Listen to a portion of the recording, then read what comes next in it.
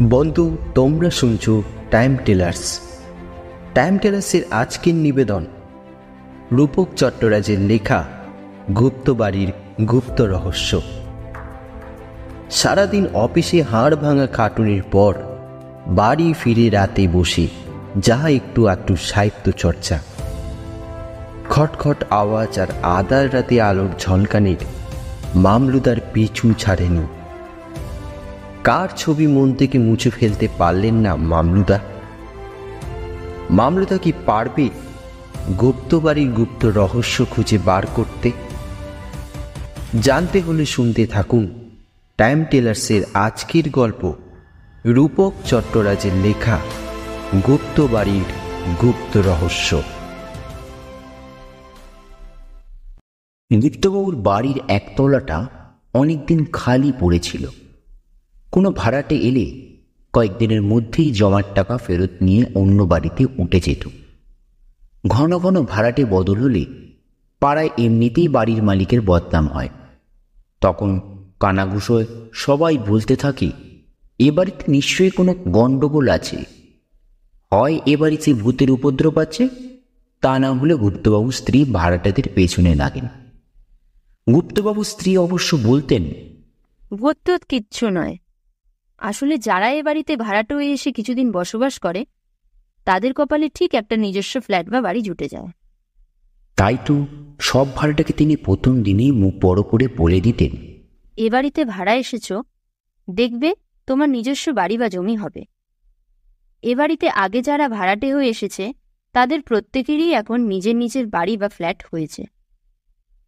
এ বাড়ি বড় পয়মন্ত বাবা, যে কদিন এখানে থাকবে একটু ভালোভাবে থেকো, বাড়িটাকে একটু যত্ন করো। আমার স্বামী খুব কষ্ট করে এ বাড়ি তৈরি করেছিলেন। উনি গত হওয়ার পর আমার সংসার চালাতে বড্ড কষ্ট হয়। সামান্য কটা পেনশনের টাকা, তাতে কি আর সংসার চলে বাবা? তাছাড়া একতলাটা বড্ড ফাঁকা লাগে, তাই তো ওই তলাটা ভাড়া দিই, নইলে এ বাড়ি ভাড়া দিতে আমার এতটুকু ইচ্ছে ছিল না। অনেক খোঁজাখুঁজির পর মামলুদা যখন এ বাড়িতে ভাড়া এলেন, তখনও মাসিমা মানে গুপ্তবাবুর স্ত্রী এই কথাগুলি বলেছিলেন। শুনে মামলুদা একটু অবাকই হয়েছিলেন। পরে দু একদিন মাসিমার সঙ্গে মেলামেশায় সব কিছু জলের মতো পরিষ্কার হয়ে গিয়েছিল। এ বাড়িটা দোতলা, একতলায় বড় বড় তিনটে ঘর, খাবার জায়গা বলতে ছিল এক ফালি লম্বা ঘেরা বারান্দা। রান্নাঘরটা বারান্দার ওপাশে, সবই ঘেরা এক ছাদের নিচে, ঠিক যেন একেবারে আধুনিক ফ্ল্যাট বাড়ি। আর ছিল মস্ত একটা উঠোন, উঠোনে ছিল একটা বিশাল গন্ধরাজ ফুলের গাছ আর কুয়োতলা। ঘরগুলোর মস্ত মস্ত জানলা ছিল, জানলাগুলি দক্ষিণমুখী, সেজন্য কখনো আলো বাতাসের ঘাটতি হতো না। মামলুদার ছিল লেখালেখির শখ। সারাদিন অফিসের হাড় ভাঙা খাটুনির পর বাড়ি ফিরে রাতে বসে যা একটু আধটু সাহিত্য চর্চা। নতুন ভাড়া বাড়িতে হপ্তাখানেক কাটার পর একটু গুছিয়ে নিয়েই একদিন লেখার টেবিলে বসলেন। রাত তখন 11:30 হবে। একে একে আশেপাশের বাড়ির সব আলো নিভে গেল। মামলুদার টেবিল লাইট জেলে আপন বলে লিখেই চলেছে। বাড়ির সকলেও শুয়ে পড়েছে। রাত যত বাড়ছে জানলার বাইরের অন্ধকার ততই ঘুরঘুটে হচ্ছে। বাইরে কিচ্ছু দেখা যাচ্ছে না, মনে হচ্ছে কৃষ্ণপক্ষ। বাড়ির দক্ষিণ দিকে সরকারবাবুর বাগান।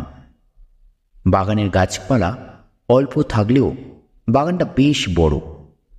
বাগানটা পেরোলেই হাইওয়ে। যত রাত বাড়ে ততই হাইওয়ের যানবাহন দ্রুত চলাচল করে। বিশেষ করে মাল বোঝাই করা লরিগুলো হেডলাইট জেলে আকাশ বাতাস কাঁপিয়ে ছুটে যায় ও সময়। মামলুদা তখনও বেশ মন দিয়ে লিখছিলেন। এমন সময় সদর দরজায় খট করে একটা আওয়াজ হলো। আওয়াজটা উঠল অবশ্য ঘরের ভেতর দিক থেকেই। মামলুদা ঠিক বুঝে উঠতে পারলেন না হঠাৎ দরজায় এমন আওয়াজ কেন। কিছুক্ষণ লেখাটা বন্ধ রাখলেন, ভাবলেন, এই বাড়িতে তো কয়েকদিন কেটে গেল, কিন্তু এমন আওয়াজ তো কখনো কানে আসেনি। তাছাড়া মাসিমাও তো কথার মাঝে তো এসব কিছু বলেননি। চিন্তাটা ফিকে হয়ে এলে মামলুদা আবার আস্তে আস্তে লেখার মধ্যে ডুবে গেলেন। আধ ঘন্টা কেটে যাবার পর মামলুদা ফির শুনতে পেলেন দরজায় ওই আওয়াজটা। এবার সত্যি সত্যি মামলুদার ধন্দে পড়ে গেলে। নানান রকম এলোমেলো উদ্ভব চিন্তা মাথায় এসে ভিড় করল। বাধ্য হয়ে সে রাতের মতো লেখালেখি বন্ধ করে শুতে গেলেন মামলুদা। কিন্তু শুতে যাওয়ার আগে ভালো করে ঘাড়ে হাতে মুখে জলের ছাপটা দিয়ে নিলেন। তারপর আলো নিভিয়ে শুতে যাবেন। এমন সময় হঠাৎ একটা আলোর ঝলকানি দেওয়ালে পড়তে দেখি চমকে উঠলেন। মামলুদা বুঝে উঠতে পারলেন না হঠাৎ আলোটা এলো থেকে। চারিদিক তো ঘুরঘুটে অন্ধকার, বাইরে থেকে টর্চের ফোকাস বলেও তো মনে হলো না। নিচ্ছক একটা আলো হঠাৎ এসে দেওয়ালে পড়ে আওয়ার সঙ্গে সঙ্গে সরে গেল। মামলুদার কাছে ঘটনাটা কেমন যেন রহস্য মনে হলো। সিরাতে তারপর কিন্তু এরকম ঘটনা আর ঘটেনি। মামলুদা বিছানায় শুয়ে কখনো যে ঘুমিয়ে পড়েছেন তা নিজেও টের পান না। পরদিন সাত সকালে ডোরবেলের আওয়াজে মামলুদার ঘুম ভেঙে গেল। বিছানা থেকে উঠে সদর দরজা খুলেই দেখলেন একজন সাইকেল নিয়ে দাঁড়িয়ে। বয়স বড়জোর বছর 25 হবে। যুবকটা বলল, গুপ্তবাবুকে একবার ডেকে দেবেন। মামলুদা বললেন, গুপ্তবাবু তো বেশ কয়েকদিন হলো মারা গেছেন। ওনার স্ত্রী আছেন, আমি ডেকে দিচ্ছি, একটু দাঁড়ান। না না, ওনাকে আর ডাকতে হবে না, আমার গুপ্তবাবুর সঙ্গেই দরকার ছিল। আপনি বুঝি এবারের ভাড়াটে? তা কবে এসছেন? খুব বেশি দিন নয়, সপ্তাহখানিক হলো এসেছি। ও তাই বুঝি। মামলুদা জিজ্ঞেস করেন, আপনাকে ঠিক চিনতে পারলাম না তো, কোথায় থাকেন? যুবকটি উত্তর দেয়, আপনি আর আমাকে চিনবেন কি করে? আমি এখন এ তল্লাটেই থাকি না। আগে এ বাড়িতে অনেক দিন ভাড়া ছিলাম, অবশ্য একখানা ঘর নিয়ে। এই বাইরের ঘরটা এটা, আর গুপ্তবাবুরাও নিচেই থাকতেন, পাশাপাশি দুটো ঘরে। তখন তো দোতলা হয়নি। গুপ্তবাবু খুব ভালো লোক ছিলেন, কিন্তু ভীষণ ভীতু। মামলুদা বলেন, আমি তো গুপ্তবাবুকে চোখেই দেখিনি, যেটুকু জেনেছি মাসিমার মুখে শুনে। যুবকটি বলে, তবে একটা কথা, আপনি ভাড়াটে বলেই বলছি, যেন সাতকান করবেন না। আরে না না, বলুন। ওই যে বাড়ির বাইরে যাওয়ার দরজাটা, দেখবেন রাত বিরেতে খটখট আওয়াজ করবে, আর সারা বাড়ি রাতে অন্ধকার হলেই একটা আবছা আলোয় ঝলক মাঝে মাঝে দেয়ালে খেলে উঠবে। ভয় পাবেন না যেন। অবাক হয়ে মামলুদা বলেন, আরে গত রাতেই তো এসব ঘটেছে। আসুন না বাড়ির ভেতর, ঘরে বসেই বলবেন, আর একসঙ্গে একটু চাও খাওয়া যাবে।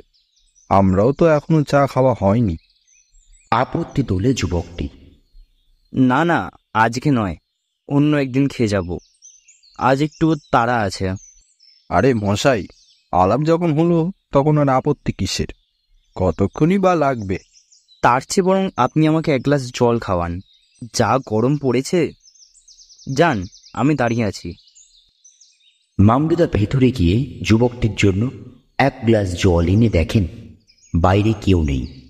হন্তদন্ত কুহে জলের গ্লাস হাতে নিয়েই উঁকিঝুঁকি মারলেন, কিন্তু কোথাও কাউকে দেখতে পেলেন না। সদর দরজা বন্ধ করে ভেতরে এলেন। ততক্ষণে বৌদির ঘুম ভেঙে গেছে। মামলুদাকে এক গ্লাস জল হাতে নিয়ে ঢুকতে দেখে একটু অবাক হয়ে জিজ্ঞেস করলেন, কি হলো? সাত সকালে এক গ্লাস জল হাতে নিয়ে কোথায় গিয়েছিলে? কোথায় আবার যাব? একজন জল চাইলো তাই দিতে গিয়েছিলাম, কিন্তু দিতে গিয়ে দেখি বাইরে কেউ নেই, চলে গেছে। ওসব তোমার মনের ভুল। সবসময় নিজের লেখার মধ্যে ডুবে থাকো তো, তাই এই উটকো চিন্তা মাথায় এসে ভিড় করে।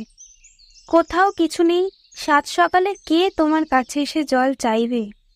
কারো আর খেয়ে দেয়ে কাজ নেই, তাছাড়া এমন কিছু গরমও পড়েনি। বারে, আমি মিথ্যে বলছি নাকি? ডোরবেলে আওয়াজ শুনেই তো গিয়ে দরজা খুললাম। দেখলাম একজন 24-25 বছরের যুবক সাইকেল নিয়ে দাঁড়িয়ে।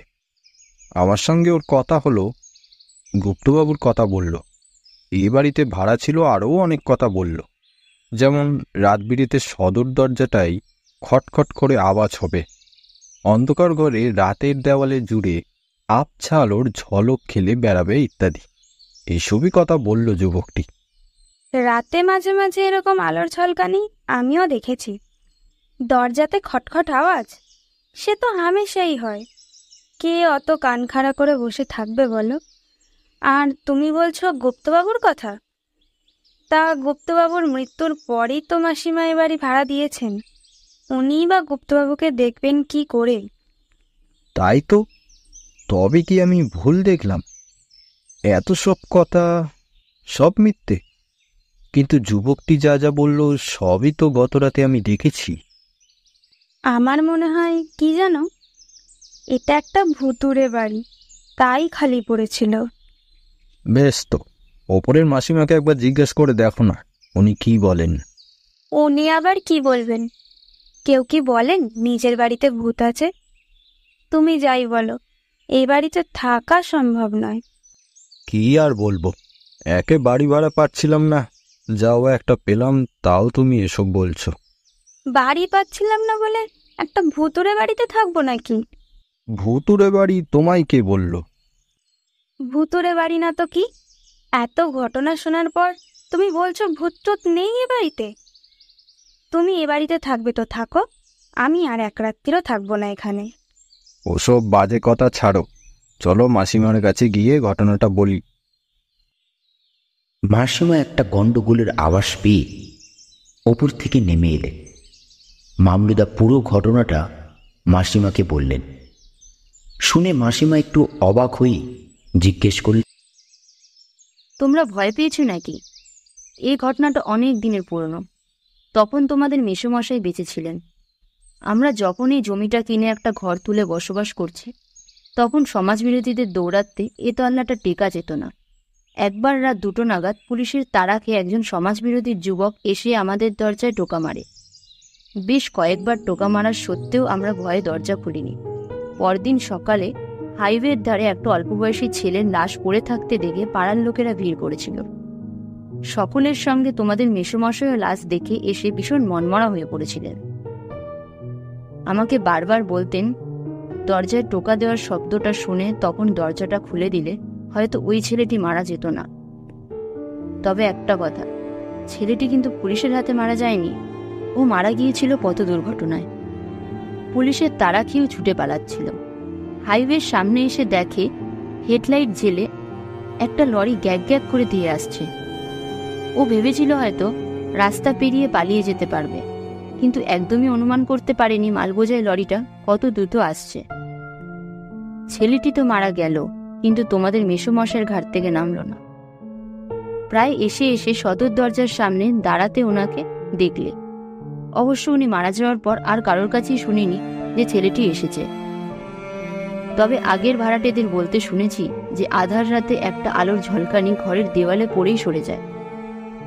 আমি তখন খুব ভয় পেয়ে গিয়েছিলাম। সকলেই বলছে একই কথা।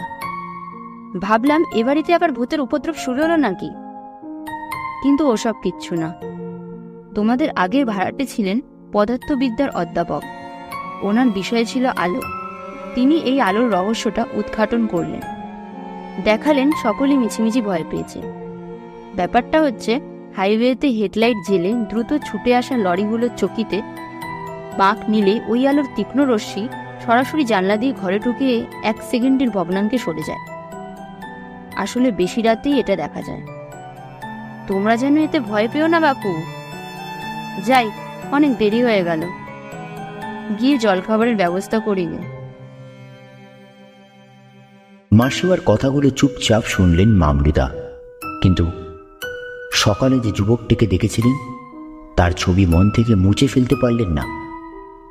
যতদিন ওই বাড়িতে ভাড়া ছিলেন ততদিন দরজার খটখট আওয়াজ আর আধার রাতের আলোর ঝলকানি মামলুদের পিছু ছাড়েনি।